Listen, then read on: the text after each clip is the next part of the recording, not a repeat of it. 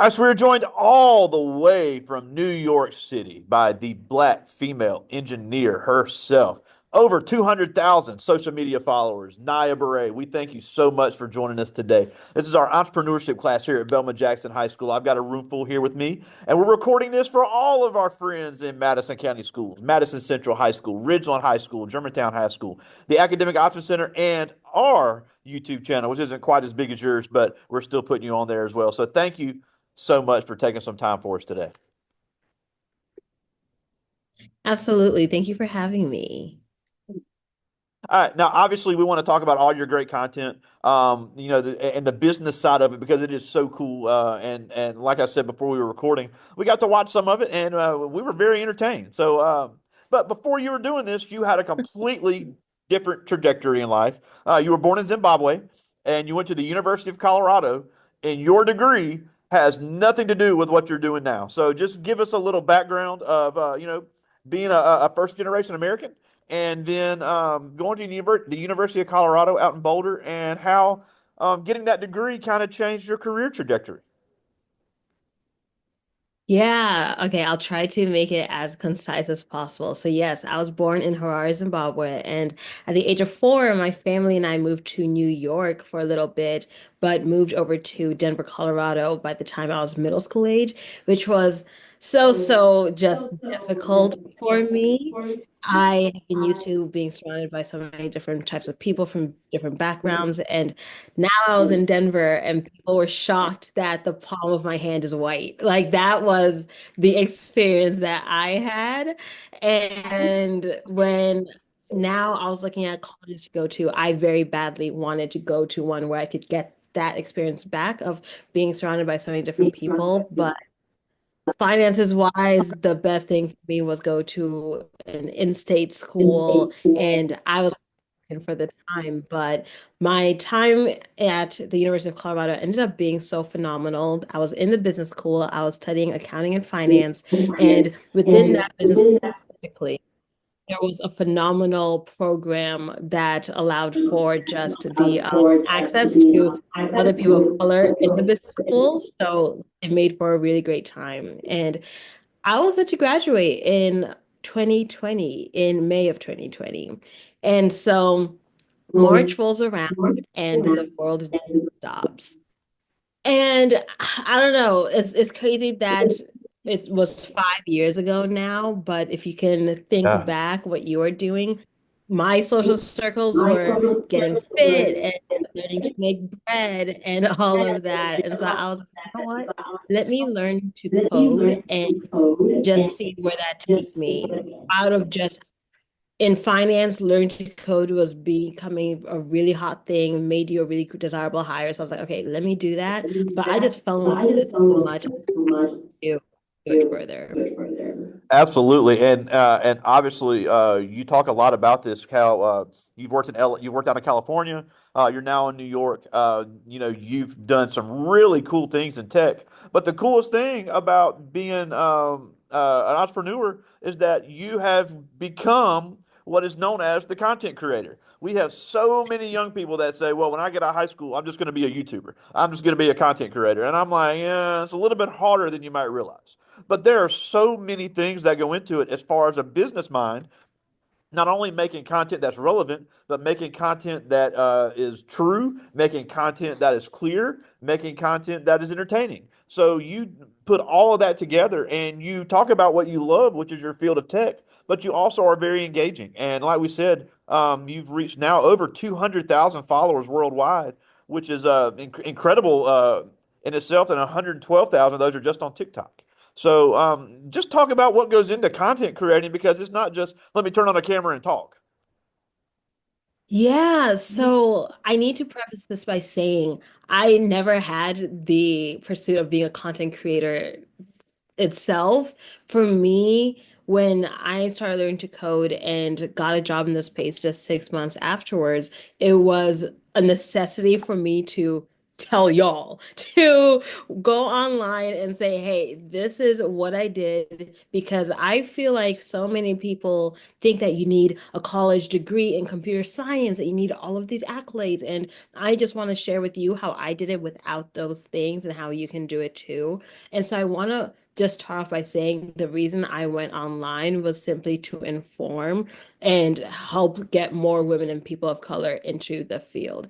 And Yeah. that's a very important distinction, because something that is often said with content creation is, and I'm sure if people have heard this, they kind of like roll their eyes at it, but it's so true, is if someone's like me, if I went online with the goal of being a content creator, I wouldn't have gotten to where I'm at, to be honest, because There you it go. is, because it is it's necessary to have a deep want for either sharing knowledge or wanting to show yourself authentically online, whether you have one person following or a million. And so if you come in with the goal of being a content creator, it definitely can very much stifle the ability to be one.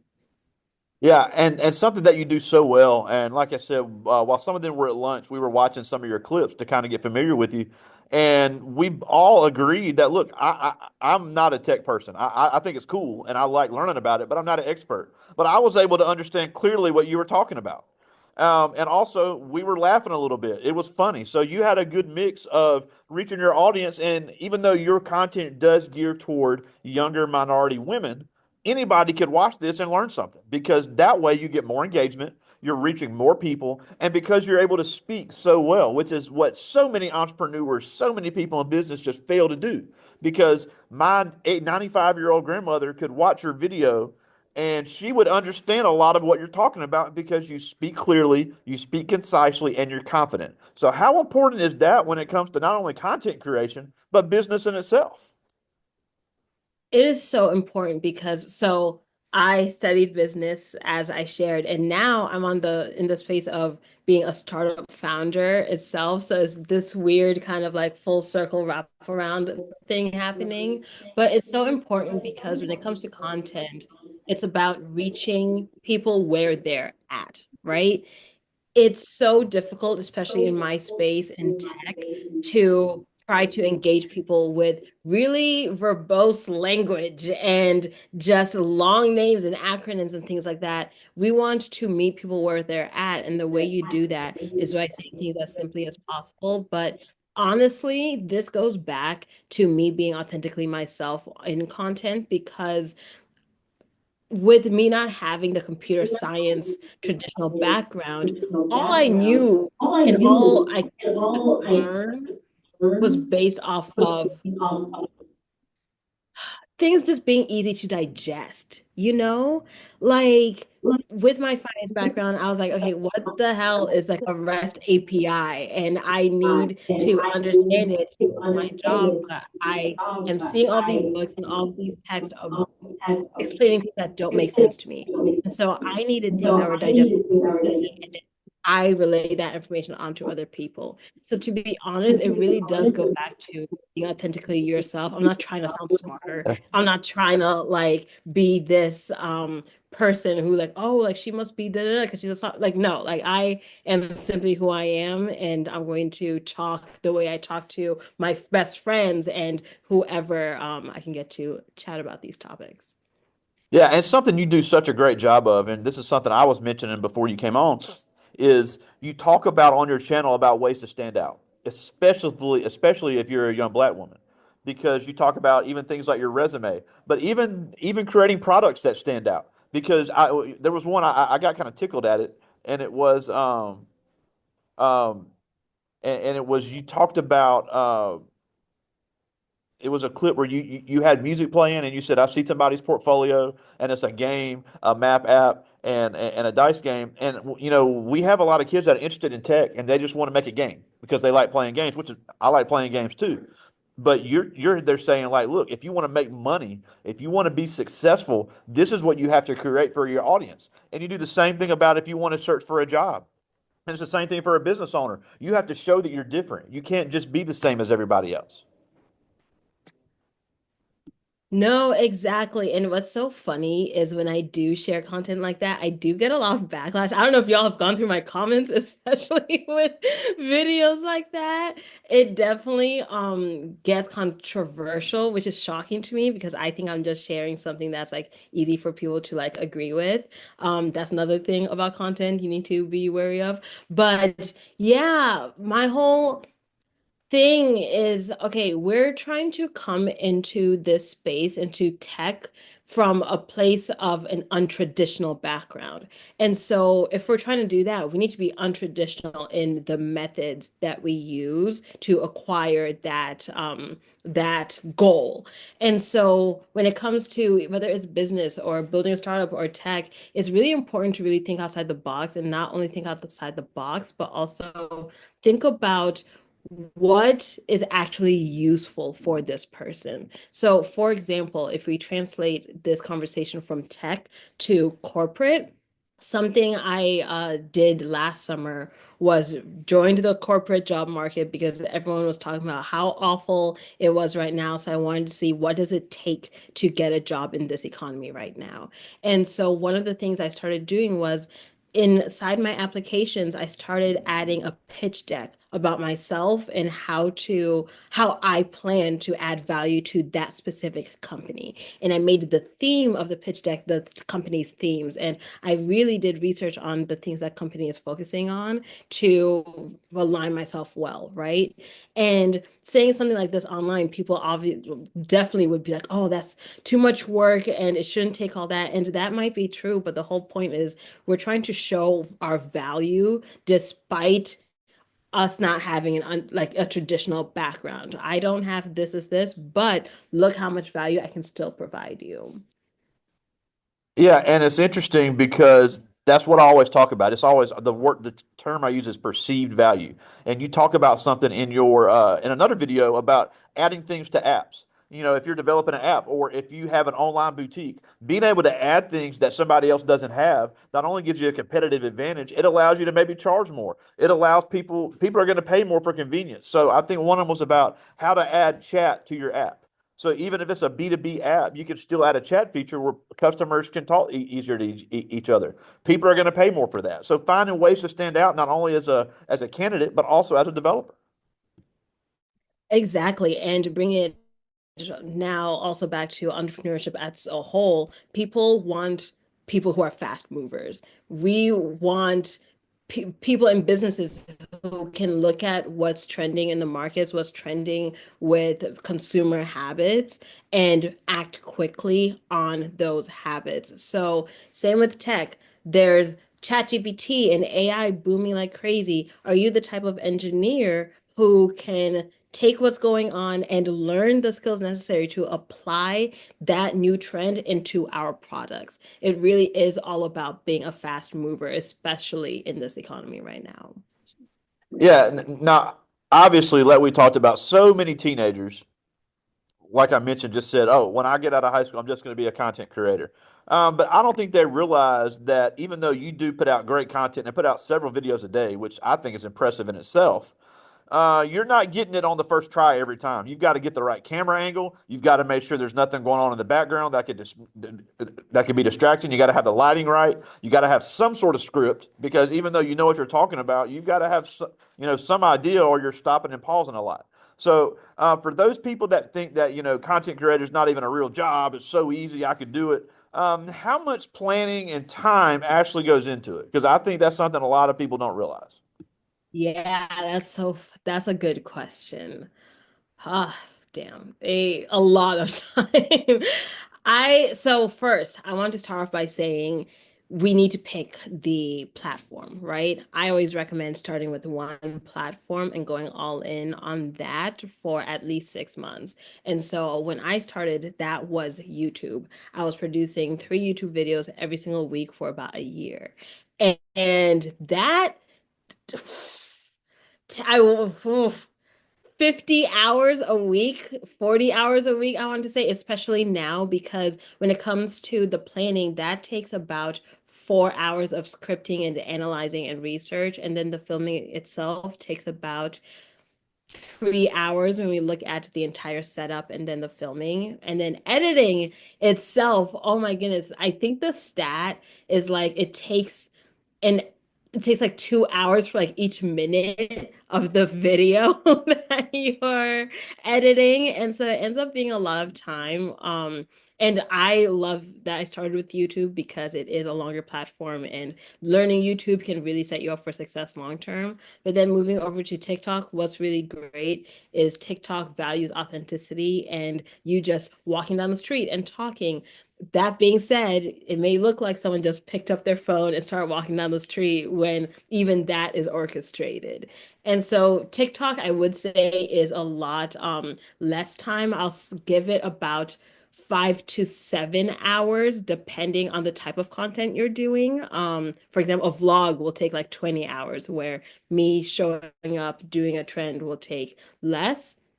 But overall, no, it really is about your type of workflow and the type of planning you're trying to do and the type of content you're trying to do. But know that time is needed for it, especially when in the first year, the number one thing you need to be focused on is consistency.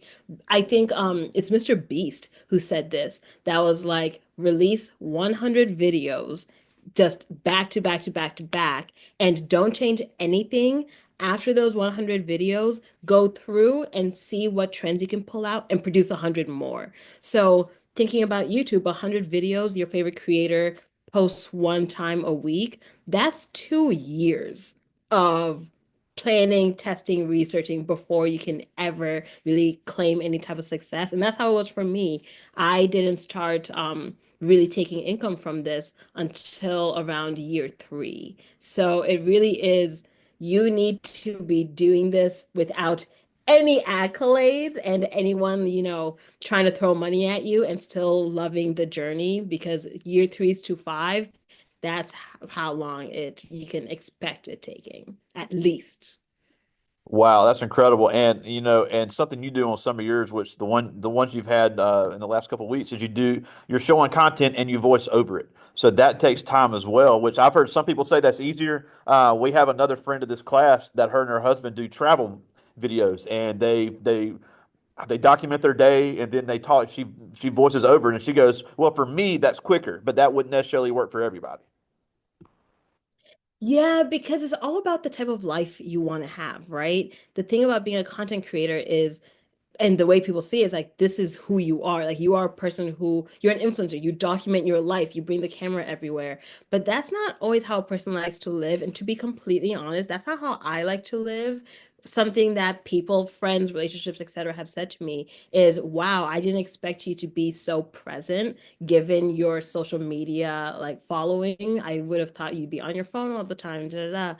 And that's not how I like to live. And so for me, the like vlogs and the voiceovers take more time because I am carving out time to really document that journey. But something I bet, a point that I bet your friend was making is, when it comes to content creation, is I highly recommend, if any of the students start to do it, is to think about it less of like content creation, like it's time to create content, and more, let me just document what's already happening.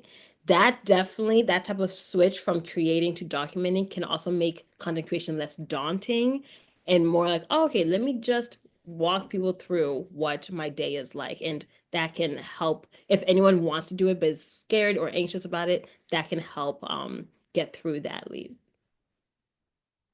That's awesome. Now, before I get to their questions, I think that it's important to talk about this because I tell this story all the time, and I know it gets old, but I think it's just so relevant.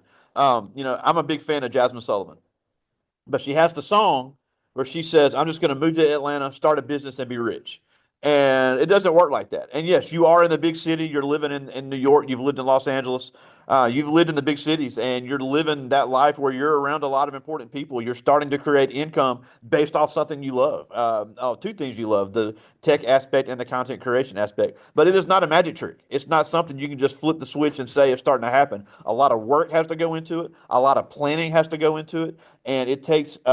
It's not something overnight, like you just said. You didn't really start seeing income from your channel until 3 years. and this is somebody that has almost a 250,000 followers. So for the kids that want this kids now they want stuff quick and easy, and I can just start doing it and make money immediately. It just doesn't work like that. So talk about some of the planning and some of the growing pains of building something like this, because obviously it can be done because you're doing it, but it's not just something that happens overnight, because you have worked extremely hard, not only on the content creation side, but on the tech side, learning all types of things in the tech industry while you're running your platform. Yeah, so this might be an unpopular answer to be completely honest, but I'm just gonna be yeah, honest.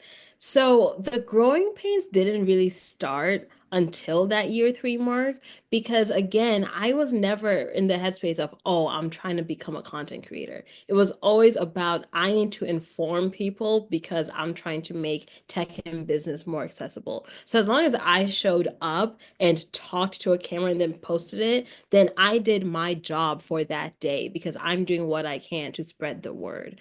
What started the growing pains, to be honest, was when I got to that year three mark and started earning income and started making career decisions based off of that. And I was like, oh, damn, okay, it's time for me to I need to keep this, like I want to keep the checks flowing and I want to just see how far I can take this.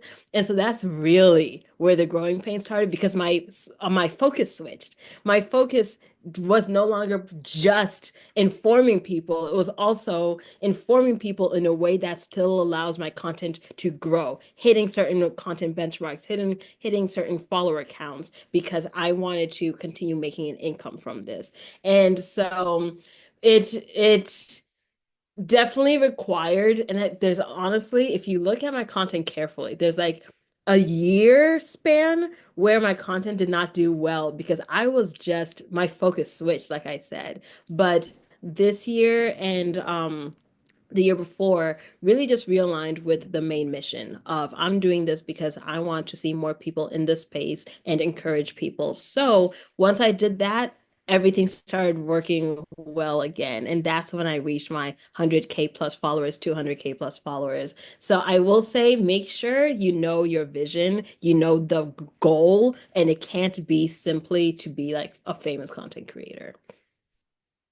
Absolutely, I agree, and even if you're not a content creator, I think it goes for any type of business. If you have a passion for what you're doing, and it really is to serve a community, and it really is to solve a problem, it is amazing how many successful businesses started because of that, and now they're multi-billion, multi-million dollar industry companies, and it was because all it was they wanted to get the word out, they wanted to help people. So that is such a great point. Now I do have a couple questions. This is Tyler Myers. He's in 10th grade, one of our football players here. And he asked, what was your biggest inspiration to start creating content and sharing aspects of this part of your life? Yeah, thank you, Tyler. My biggest inspiration was me showing up to work and seeing nobody that looked like me. I was lonely. To be honest, I to this day I've never been part of a team that had another black person, that had another black woman. I've never been part of those teams. And that's not okay because the the insights that people of color can provide tech are truly important. For example, something I said this yesterday actually. For example, Tesla's cars are less likely to see a pedestrian when they are a person of color. Meaning, if you're on a crosswalk and you see a Tesla car coming, do not cross the road because there's a higher risk of it hitting you. And this is because the Tesla's engineers are using test data of people that look like them, white, male, etc. And so Tesla sees a person as white, male, etc. And this is why more people of color need to be in this field to make sure we are safe. Tech is running the world. People of color, women, we need to be safe in this world. So when it comes to the inspiration, that is it for me. Absolutely. And I got to get you in contact with my friend, Dr. Misty Freeman down in Alabama, who wrote a book about that. It was about unconscious bias in AI programming, and she said, "Look, it's not that these people are racist or evil, but if only one type of person is doing the programming, something's going to fall through the cracks, and it could wind up Exactly. costing somebody their life." So I'll definitely get you guys connected, and that is a great point, and we're going to hit on that before we get done. But this is Herbert Carmichael. He's also in 10th grade, really interested in the IT area, really interested in tech entrepreneurship. Me and him have had a lot of talks, me and him and a few other students, because a lot of students, like we said, they're into the gaming, and that's fun, but the real money in tech in developing is going to be in the cybersecurity and the AI development that corporations are going to pay millions of dollars for. But he still wants to serve the community, and he asked a question of what advice would you give to someone if they also wanted to be a tech content creator? Ooh, that's fun. Thank you, Herbert, for that question. If someone, you or any of your friends want to be tech content creators, I would advise you approach it from a place of trying to inform. So lots of people, we all know how important tech is, even if we're not part of that world. That being said, tech is very daunting to so many people. And so the two type of tech content that I see flourish most is educational, where it's, hey, here's the AI impacts happening right now. And he let me break down, and as we were talking about earlier, share with you the insights from in a way that is easy to digest. You don't feel intimidated, you don't feel dumb. Let me just talk with you so that you can get this information. That type of content, and also hardware type content. So saying, hey, here are the newest cameras, the newest gadgets, here's what I like, what I don't like, reviews, things like that. But both are still operating in the umbrella of educating, right? So if you're looking to make tech content, I would highly think about how can I educate my audience in a way that is easy to digest? Oh, big time. I agree. Now we're almost out of time, and I we appreciate you so much for joining us. But a couple of things before we go. Obviously, we got to know your handles. You're on TikTok, you're on Instagram, you're on LinkedIn, you're on YouTube. The Black Female Engineer on there, Yeah. daily content, all kind of great stuff. And like I said, I'm not even a tech person, and I was entertained and I was educated and I was informed. So just tell us if there's anywhere else we can find you, how, and more about your content. Yeah, that is everywhere you can find me. TikTok, Instagram, YouTube, LinkedIn. And right now, I love that we're talking with the entrepreneurship class because, as I shared, I'm in the middle of building a tech startup. And so that's been a very fun journey that I've been documenting on all of those different platforms. So if you would like to learn more and just see what I'm up to, I highly recommend checking those. Now, I agree, and it was very interesting to me. I really enjoyed seeing it, and it was really cool the way you're interacting with everybody there. But the last thing before we go, and you mentioned this, and it's so important because, like I said, we have some first generation Americans in our district. I've got a room right now full of very intelligent and gifted black students. This is a field that needs more diversity because we see tons of black female content creators. I mean, they're a dime a dozen, but none of them are doing what you do. At least none that have the kind of following you do, because this is a space that needs more young women. It needs more black men. It needs more black women. It really needs diversity, and it's not like we said. It's not because that the people there are already racist. It's not that they're mean, but it needs more thought. It needs more out. It needs more outlooks. It needs more perspective, and so many things can change. Simple things like you said, the way somebody's life could be affected because a Tesla doesn't read a pedestrian right. Somebody's life could be affected because a health informatics machine doesn't diagnose a disease right in a hospital. So it's so many small things that we don't think about desperately need our young people to consider getting into this tech space. So even if they have Right. no dreams of ever becoming an entrepreneur, that's just not for me. The tech space desperately needs them to consider getting into it. So why should our kids, no matter what their background is, really think about getting into this area? Because, like we said, they don't even need a college degree, but all they need is the mindset and the work ethic and the really desire to make a change. Yeah, I mean, that's the answer, right? The desire to make a change. But honestly, because I've gone the whole 30 minutes talking about the need for change. Honestly, also, it allows you to advocate for yourself better. Like I said, when I see a Tesla going down the street, I don't cross. So that is something I make for a decision that I make for my life, right? During COVID, Black people weren't getting the care that they needed because the oxygen odometers, like the thing you put your finger in, it doesn't read blood oxygen levels as well for Black people because of the color of our skin. And so lots of Black people were dying and not getting care because it was saying, oh, you're fine. And so now you can go to a hospital and you press your finger in and you advocate for yourself and say, hey, actually, you shouldn't trust that because of this, this, this. And so just to provide a different like mindset on it, even if you don't enter tech, you can now advocate for yourself and the people you love in a world that now wasn't the case decades ago, but now is fully operated and run by tech. Absolutely. Well, again, we thank you so much for joining us. And I've got so many people I've got to connect you with.